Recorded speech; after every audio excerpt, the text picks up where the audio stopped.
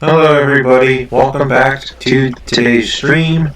Today we're going to be going over March of the Machines spoiler season part 3. There is quite a lot of cool cards in this new set that we're going to be going over, and hopefully we'll get some really nice cards to show off. Alright, without further ado, let's begin.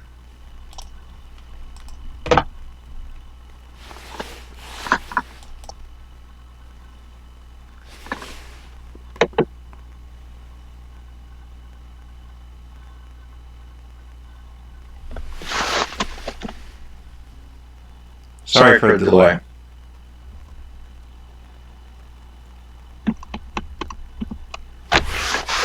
Alright, our first card is Hoarding Broodlord, an 8-mana 7/6 dragon with Convoke and Flying. When Hoarding Broodlord enters the battlefield, search your library for a card, exile it face down, then shuffle. For as long as that card remains exiled, you may play it. Spells you cast from exile have Convoke. Alright, so our first card is a very big dragon. Dragons have always been known to be really big, and this is no different. A 7/6 flyer in limited is a good last minute card and pretty good in like the definitely like mid-range kind of deck. This can possibly go into a Dragon Tribal deck, because I'm sure we're going to be seeing a lot more dragons in this set.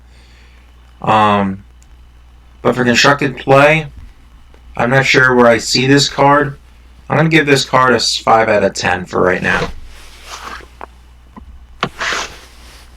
Next cards we're going over are the Invasion of Arcavios and Invocation of the Founders. Invasion of Arcavios reads this: the 5-mana siege. When it enters the battlefield, search your library, graveyard, or outside the game for an instant or sorcery card you own, reveal it, and put it into your hand. If you search your library this way, shuffle. And its flip side says this: whenever you cast an instant or sorcery spell from your hand, you may copy that spell. You may choose new targets for the copy. Alright, so for you Izzet players out there, congratulations. You may have found something to help cast extra spells. I can maybe see this in a blue-red Izzet spells deck, or maybe like a blue-white control kind of deck. This is definitely a nice card. Limited-wise, I'm not sure what you can possibly pull out of your hat for your sideboard. But constructed play, definitely going to see it in blue-red spells or blue-white control. I give this a 7 out of 10. The next cards we're going to go over is Into the Fire and City on Fire. Into the Fire is a 3-mana sorcery that reads: Into the Fire deals 2 damage to each creature, planeswalker in battle, or put any number of cards from your hand on the bottom of your library, then draw that many cards plus 1. And City on Fire reads, it's a 8-mana enchantment with Convoke, and it says if a source you control would deal damage to a permanent or player, it deals triple that damage instead. Alright, first Into the Fire. Looks like Chandra and Ren are teaming up that deals some damage, which is pretty nice. Dealing 2 damage to a creature, planeswalker in battle is always good, since it's going to target like everything on the battlefield. Or if there's nothing really on the battlefield, being able to put any number of cards from your hand on the bottom of your library and then draw that many cards is also a good draw spell. Into the Fire is definitely going to see play in limited, because there's going to be plenty of creatures, good amount of planeswalkers, and this new battle mechanic. Constructed play, I can see this in blue-red spells. I can see this in team mid-range, mono-red aggro. Yeah, this is a very solid card. I will give this card an 8 out of 10. City on Fire. I don't know who wants to pay 8 mana for an enchantment. That is a lot of mana to invest in just one card. Don't get me wrong, this definitely gives me like Furnace of Wrath vibes. Being able to deal like extra damage. But if that's all it's going to do is just that much damage, it's just triple the amount, I don't see why this will be anywhere playable.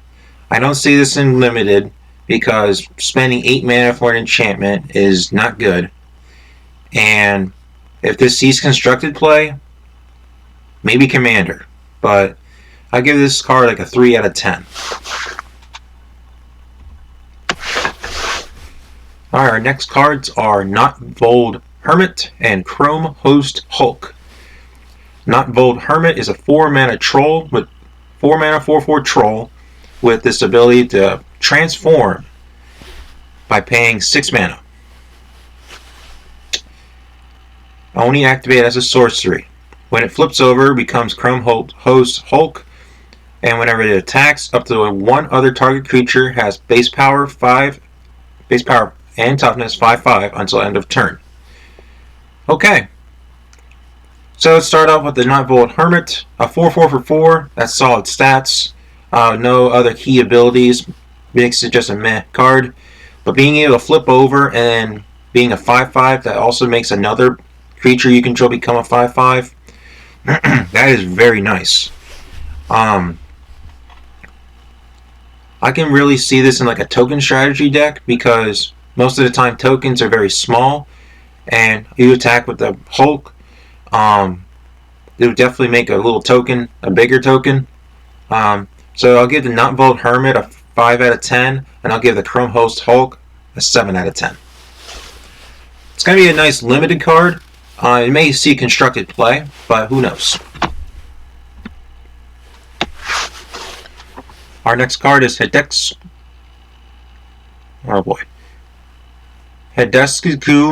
and Carrie. It's a 5 mana 5/4 Ogre Demon Dragon with flying. When they enter the battlefield, draw 3 cards and put 2 cards from your hand on top of your library in any order. And when they die, exile the top card of your library. Target opponent loses life equal to its mana value. If it's an instant or sorcery card, you may play it without paying its mana cost. Alright, so enters the battlefield, draw 3 cards, put 2 back. That's Brainstorm. That's always a nice effect. And if you put back something that's very big and you reveal it, boom, your opponent just got dealt lots of damage.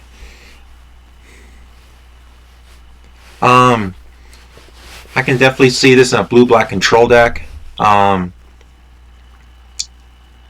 This is definitely going to be a nice card in constructed play. For limited play, this is probably going to be a nice bomb because there's always big things out there. And this can just flip over like a big dragon, or maybe you can flip over a big creature, another big kind of creature, or it can flip over like a nice instant or sorcery spell to give you more value. Definitely going to be a nice card. I give this a 9 out of 10. Next cards are Invasion of Morganda and Primordial Plasm. Invasion of Morganda is a 5 mana battle. With this, whenever it enters the battlefield, put a +1/+1 counter on target creature you control. Then that creature fights up to 1 target creature you don't control. And when the battle is done, it becomes Primordial Plasm. With this, it says at the beginning of combat on your turn, another target creature gets +2/+2 and loses all abilities until end of turn. And it's a 4/4. The Invasion of Morganda is going to be a nice mechanic in limited. Being able to put a counter on a creature you control, making it bigger, and then beating up something that might be smaller than it is definitely nice. Or if it's going to be the same size, getting rid of a threat. Being on the flip side of things, a 4/4, that's fine for abilities, but giving another creature +2/+2 but losing all the abilities can be kind of sketchy. Don't get me wrong, a big creature is nice, but if it loses like flying or loses trample or loses menace, like there's going to be lots of problems with that. But here's what we'll do. We'll do Invasion of Morganda is going to be a 6 out of 10.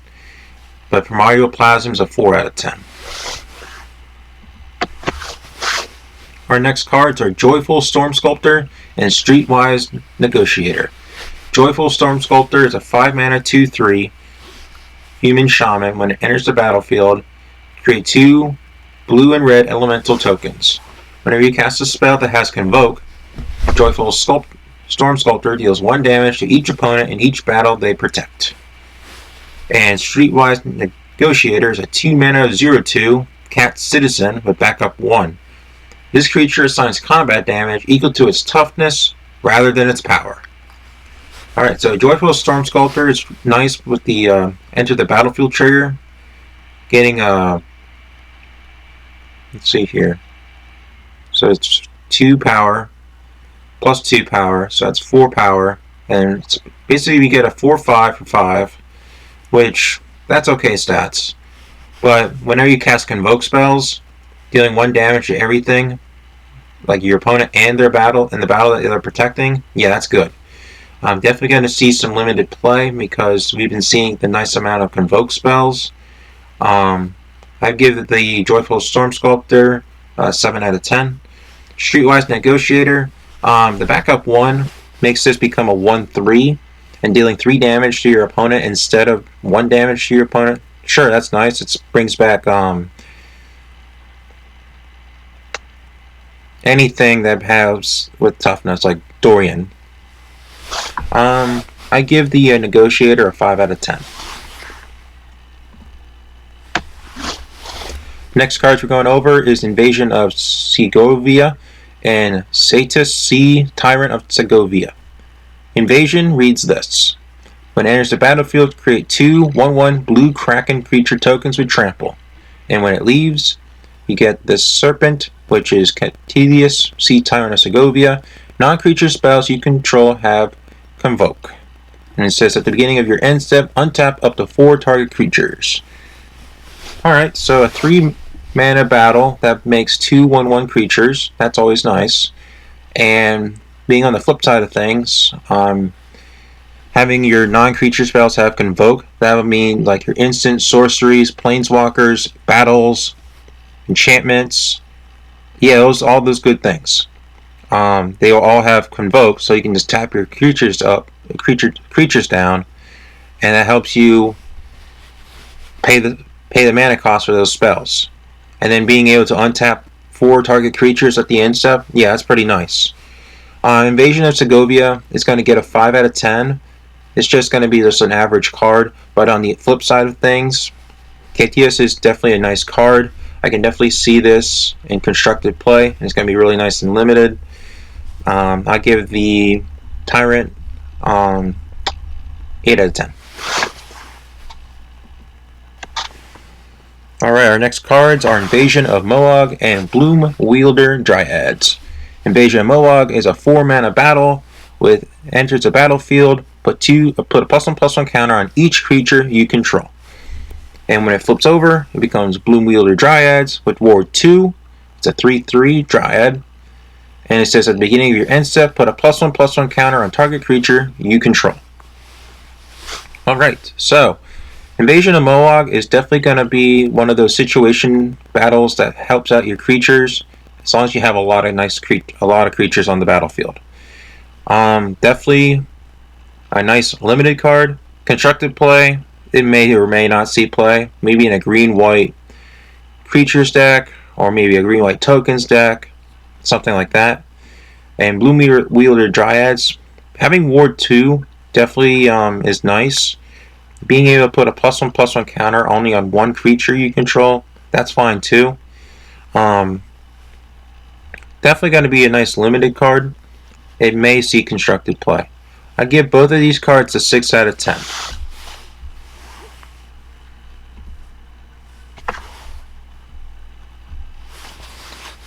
Our next cards we're going to go over is Ravenous Sailback and Beamtown Beatstick.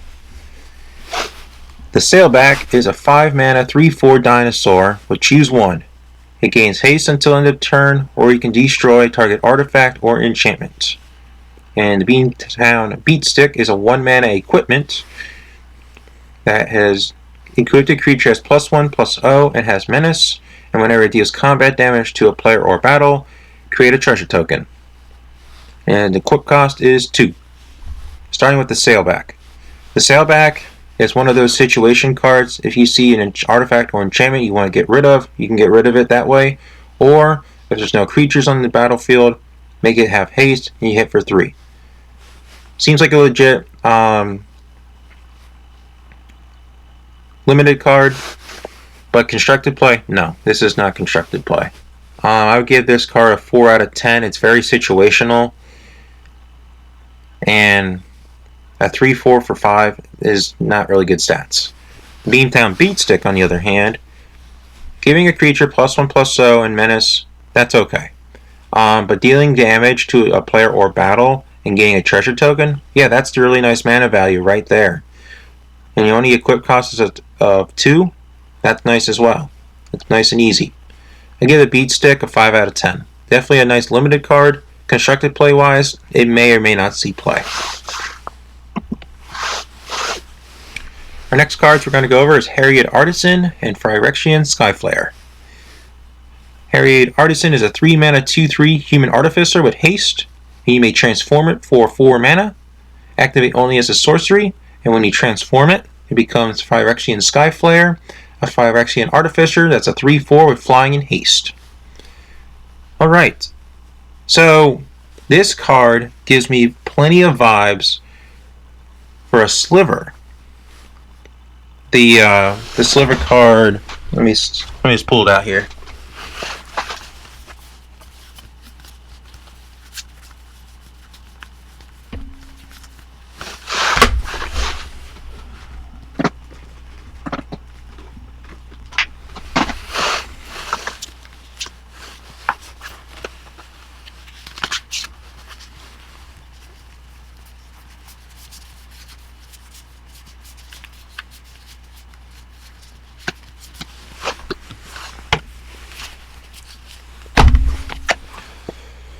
Reminds me a lot of Cloud Shredder Sliver. I mean, just look at the colors and look at the artwork. The flying monstrosity. Granted, this is just a 1/1 with flying and haste. But a 3/4 with flying and haste is a nice card for limited. And it may even see constructed play. The Artisan, though, a 2/3 for 3. That's okay stats. If you see no other creatures on the battlefield, you can hit in for 2. But other than that, the Artisan will be nice and limited, but constructed wise, you may not see it. I give the Artisan a 5 out of 10, but the Skyflare, that's a nice card. Limited wise, that's going to be a nice card. Constructed, like I said before, it may or may not see play, but I'm going to give it a 7 out of 10. Next is the Invasion of Kaladesh and Aetherwing Golden Scale Flagship. Invasion of Kaladesh is a 2 mana battle. What it reads is you make, when it enters the battlefield, create 2 1/1 Thopter artifact creature tokens with flying. And Aetherwing Golden Scale Flagship reads this. It's a flyer, it's a flying vehicle, with this power is equal to the number of artifacts you control. Crewing is 1. Okay. On entering, you make 2 1/1 flyers. That's always nice, and flyers are always nice and limited. For constructed play, this can probably be like a blue-red artifact kind of deck. So that's pretty good. And the Aetherwing, that's really nice. A very good limited bomb, and it's also, I believe, going to be really, I think it can see play and constructed.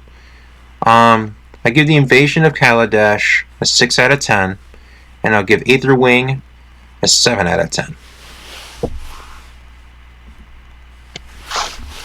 Next we have Sunblessed Guardian and Furnace-Blessed Conqueror. Sunblessed Guardian is a 2 mana 2/2 human cleric. It has this, transform for 6 mana, activate only as a sorcery. And when it transforms, it becomes Furnace-Blessed Conqueror. It's a 3/3 Phyrexian cleric. When it enters when it attacks, create a tap and attacking token that's a copy of it. Put a +1/+1 counter on that token for each +1/+1 counter on Furnace Blast Conqueror. Sacrifice the token at the beginning of the next end step. Okay, so I've been looking online, and this card is going to be really good in the backup strategy, or a +1/+1 counter synergy deck. The colors are white and red, so Boros, if there's like a +1/+1 counter synergy going around in this next limited set, this card would be pretty nice. This may see constructed play because being able to create a token of something is always nice. So I'm going to give the Guardian a 6 out of 10. I'll give the Conqueror a 7 out of 10. Now remember, the Conqueror only works if it has +1/+1 counters on it. Otherwise, you're just creating another 3/3. If you have 2 counters on it, you got a 5/5. I mean, just basic math. But hey, I think both of these cards are going to be nice cards in Limited. Next is Sculpted Perfection and Deadly Derision. Sculpted Perfection is a 4-mana enchantment. When it enters the battlefield, you incubate 2, and Phyrexians you control get +1/+1. And Deadly Derision is a 4-mana instant. Destroy target creature or planeswalker and create a treasure token. Alright. The Sculpted Perfection, you make a 2/2 and make an incubator with 2 +1/+1 counters on it. And then when you transform it, it becomes a Phyrexian with 2 counters on it, but it would actually be a 3 with 3 counters on it, which, hey, that's pretty good. But again, this will be only good in a Phyrexian tribal deck. Otherwise, this card will not really see any play. So this will be okay in Limited as long as you have a nice amount of Phyrexians. And for Constructed, if you're running a Phyrexian deck, this can work. I give this a 6 out of 10. And Deadly Derision is a good Limited removal spell. We see plenty of these in the past, like Bake Into a Pie and many others. Being able to destroy a creature or planeswalker and get some value out of it is really nice. I give the Deadly Derision a 6 out of 10, being that it's going to be really nice and Limited, but Constructed, this is way too much mana for a removal spell. Our next card is Kolga and Utero. A 6-mana 7/7 ape dinosaur turtle. When they enter the battlefield, choose one. It gains trample and haste until end of turn. It fights target creature you don't control. Then you may pay 4 mana, discard the card, destroy it to 1 artifact or enchantment, and shuffle it back into your library from your graveyard. Shuffle it back into your library from your graveyard, and then draw a card. Okay, so here's the deal. If you do not have the mana to play this card, you can discard it, destroy something on the battlefield, shuffle it back into your library, and then draw a card. That's pretty good. And if you do have the mana, you either get a nice trample haster for 7/7, or you can fight something that you want to get rid of. This is a very nice, solid card. I would give this card an 8 out of 10. Because it both works when you don't have enough mana, and it does work when you do have enough mana. Because trying to block 7 damage is tough. It's going to be really good and Limited, and it may see some constructed play in a red-green ramp deck or a red-green aggro deck. Next cards we're going to go over is Storm the Seedcore and Rasmodian Greatsword. The Storm the Seedcore is a 4-mana sorcery. Distribute 4 +1/+1 counters among 4 target creatures you control. Creatures you control gain Vigilance and Trample until end of turn. And Rasmodian Greatsword is a 5-mana equipment with Convoke. Equip the creature gets +3/+1 and has Trample. The equip cost is 2. Alright, so Storm the Seedcore is going to be pretty good before your battle phase. So if you have up to 4 creatures, you can put a +1/+1 counter on each of those creatures.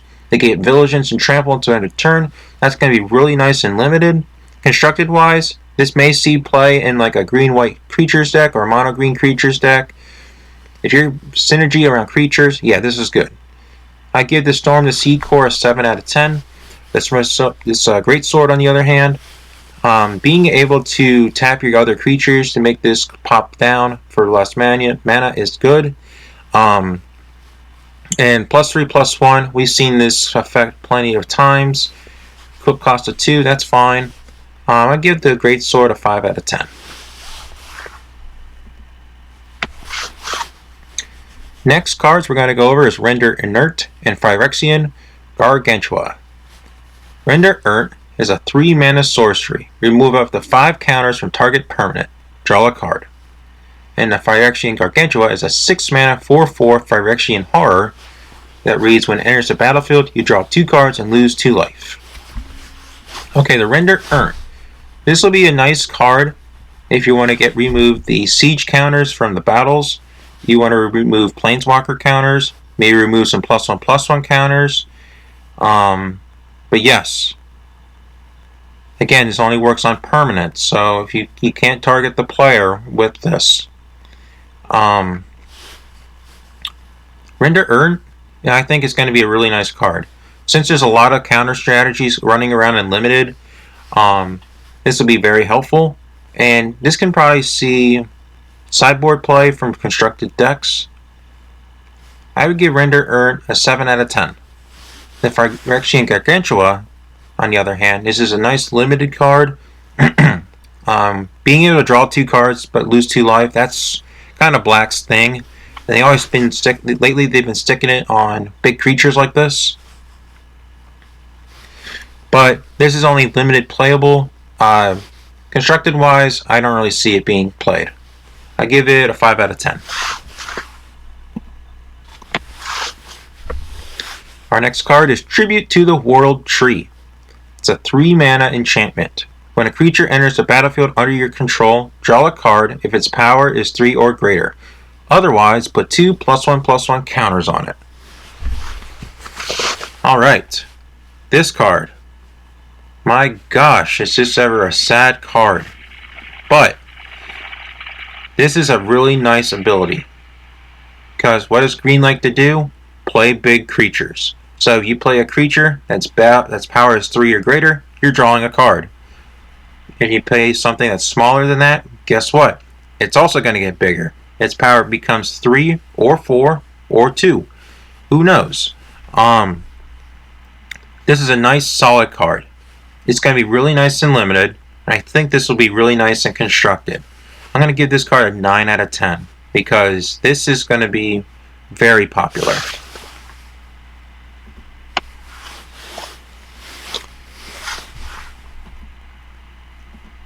Alright, so our final card of the day is Errant and Gaeta. A 3-mana human angel that's a 2/3 that has flash and flying. You may look at the top card of your library at any time. You may also cast spells with flash or flying from the top of your library. Hey, this is a really good card. Flash it in on your opponent's end step, get to your next turn, do some things. Flyers are always popular and limited. There's constructed decks that run plenty of flyers. This is going to be a nice blue-white control kind of card. Overall, I would give this a 9 out of 10. It's going to be a really nice limited card, and definitely going to be a nice constructed play card. Alright, so that's going to do it for this episode of March of the Machines spoilers. Thank you for sticking around and watching today's video. Don't forget to hit that follow button to follow me on Twitch. And don't forget to hit that subscribe button on my YouTube channel to follow me on YouTube. Thanks again for watching, and I hope you all have a great day.